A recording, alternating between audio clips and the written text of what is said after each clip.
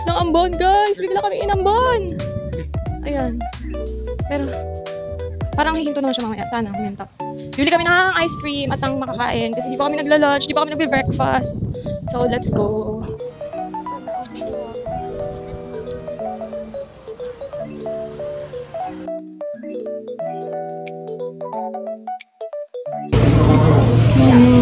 Pa-shake to, gagawin shake. Banana. Ay, try ko tong. Eto. Ano to? Strawberry. Ayoko na medyo maaas. 现在加上原搭乘水台缆车，可以减少排队时间，提上巴士的速度。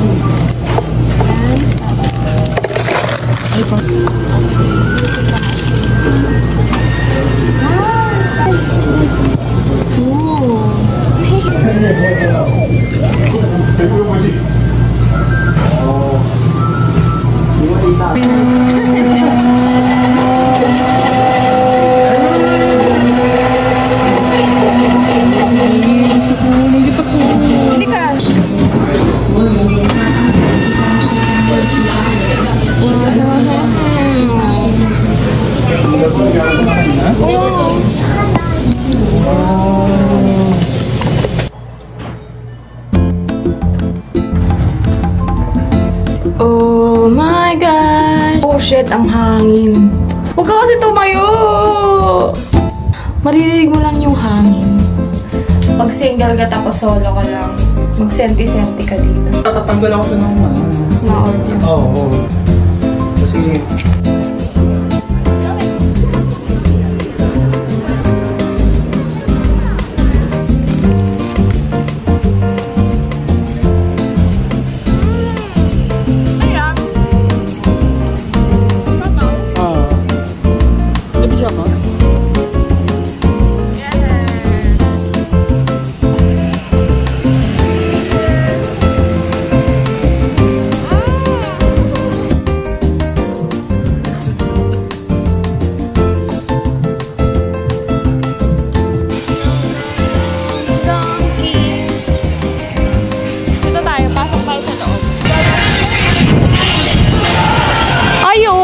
sila ditong ano,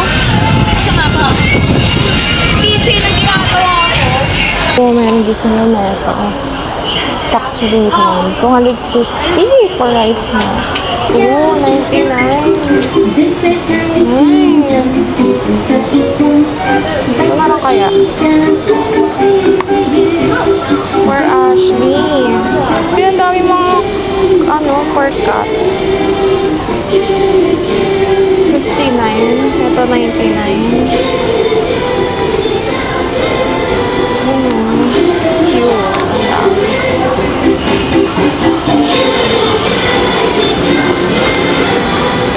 Hindi ka pa aakyat? Sige. Chat na lang, oo.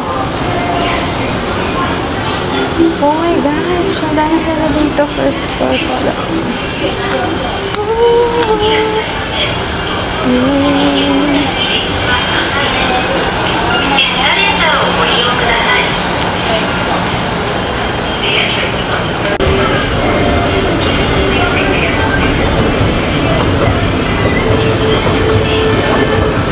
I want okay, KitKat din.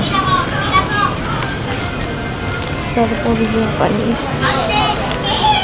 Meron ko sa laruan.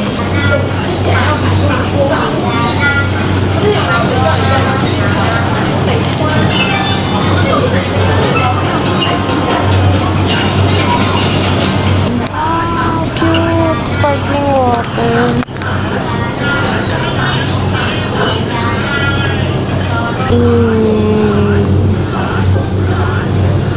Okay, titingin muna ako sa taas kung may mga laruan din na pang bata.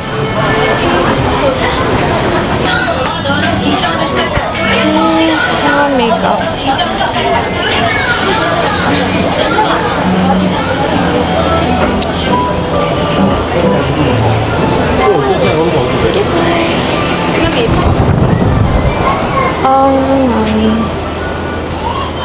Mga food. Siguro sa taas. Restaurant na pala dito. Si Emil nasa first floor. Doon muna siya. So, hindi naman siya bibili. So,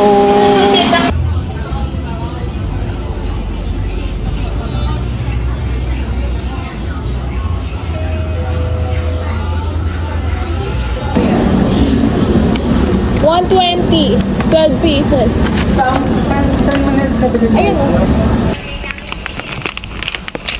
Sige, try natin ito. 59 lang. Tapos, tita mong nasa abroad. Ang daming pasalubong. Kasi, baby, saan mo lang sa Telegram yun ha, para makasama ko niya sa picture ko ha. Kasama dyan kay Emil, syempre. Time check, 11:50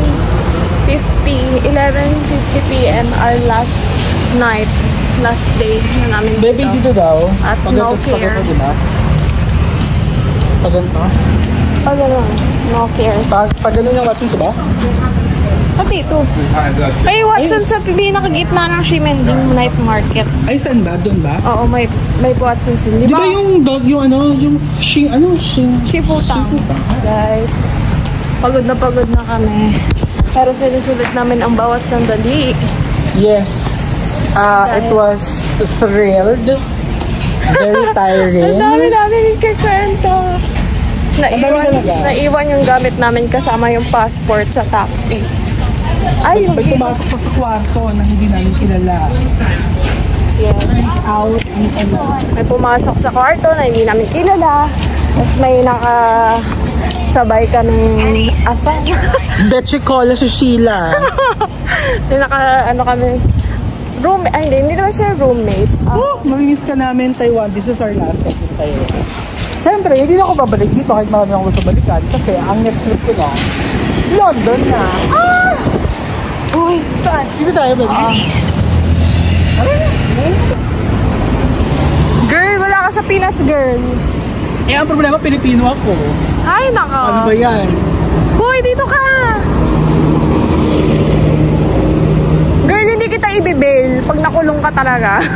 You don't need to. I can manage. Yes. What? Sorry.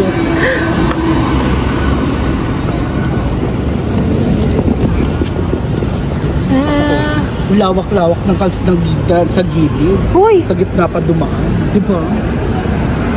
Gusto, saan dito tayo, girl? Girl, lawak ko yun. Diba? Girl, ba't ang sungit mo, girl? Nakakaimbot-kembot ka pa dyan. Kachino na, girl. This is the last night. Tapos turns out, delayed ang flight. Pa. Si Bakla, nag-iingay na sa Shimending. Last night na to. Hi. Watashi wa. Watashi pa. Konnichiwa. Ang pera ko na lang ay 50. Ako rin yung ano, Shifutang? 100 pesos na lang. Ay, 100. Oo, 100 NTD na lang. Ay, na Pop Mart. Ay, yung Watsons ba? Yes. Ayan na yung Watsons. 100 NTD na lang.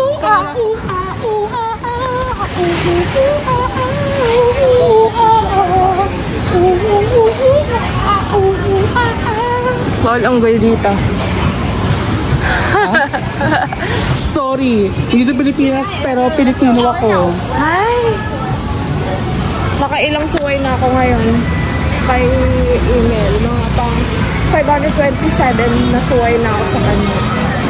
So, sobrang kakulitan niya. Watsons! Ano bibilin mo?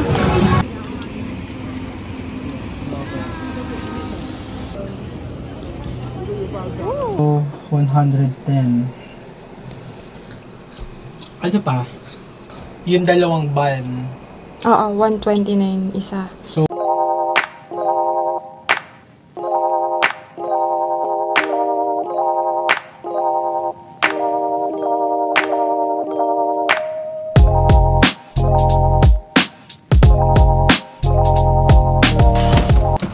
Bukas, magdo-doble-doble ako ng suot.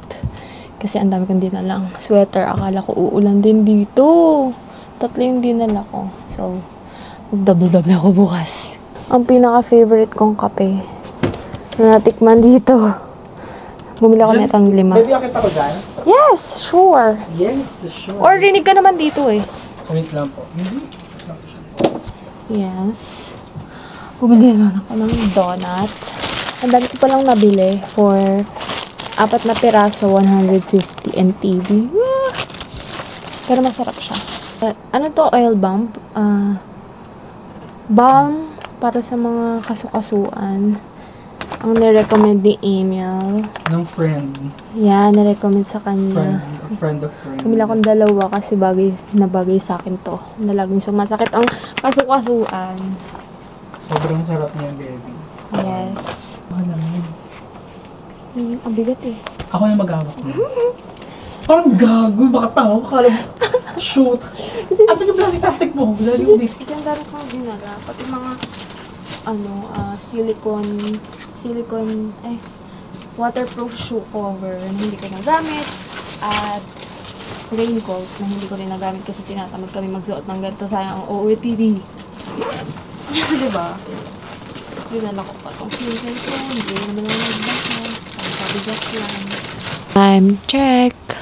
2:18 a.m. At ang flight namin mamaya ay 9:30 or 10:30 at kailangan 5 gising na kami.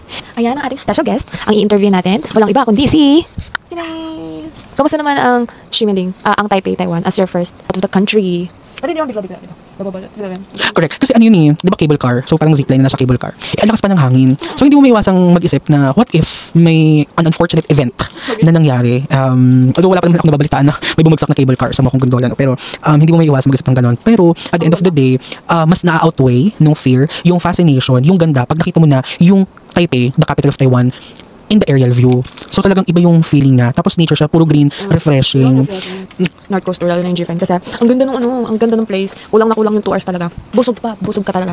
Ang daming free taste, ang daming rin gusto mong bilhin. Yung pera mo na lang talaga may ayaw. Ang mabait din ng mga locals. Ito. Ang mabait nila. Food din, amazing ang food nila.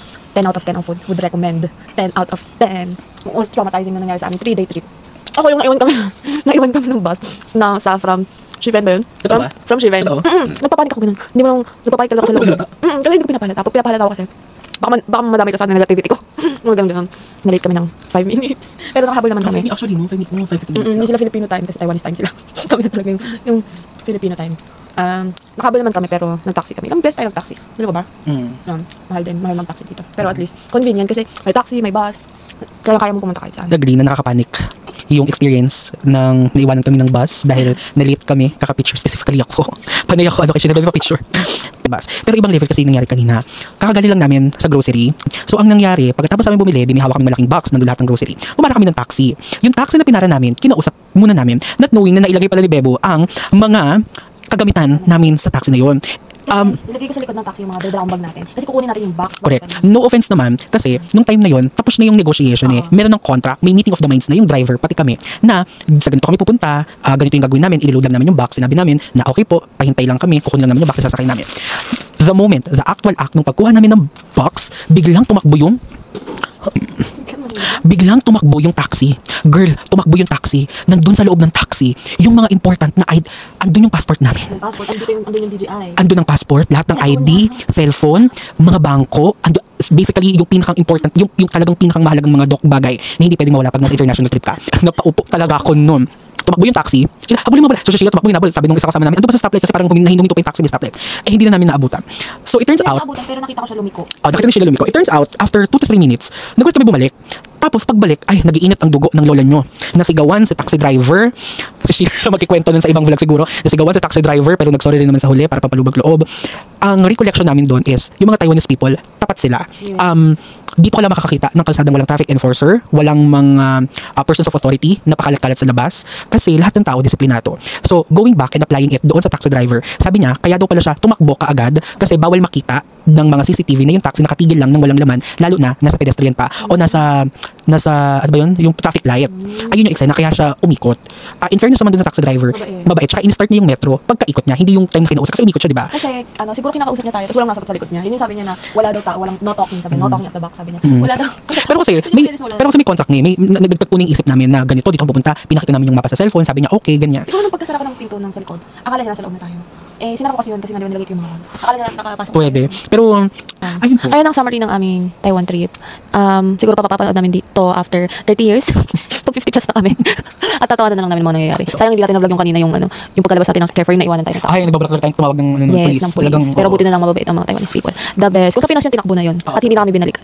At kung sa Pinas yun, bumalik yun, namura namin yun, natapak namin yun. Totoo yun. Ayun lang. Mamaya flight na namin. Wala nang energy. Sana maging safe ang aming flight dahil binabagyo ang Pinas. Yun lang. Ano ko? Yan ang baha sa Pinas ngayon. Sana maging Bye. safe ang aming flight. Yun lang. Bye. Taiwan the best. Heart.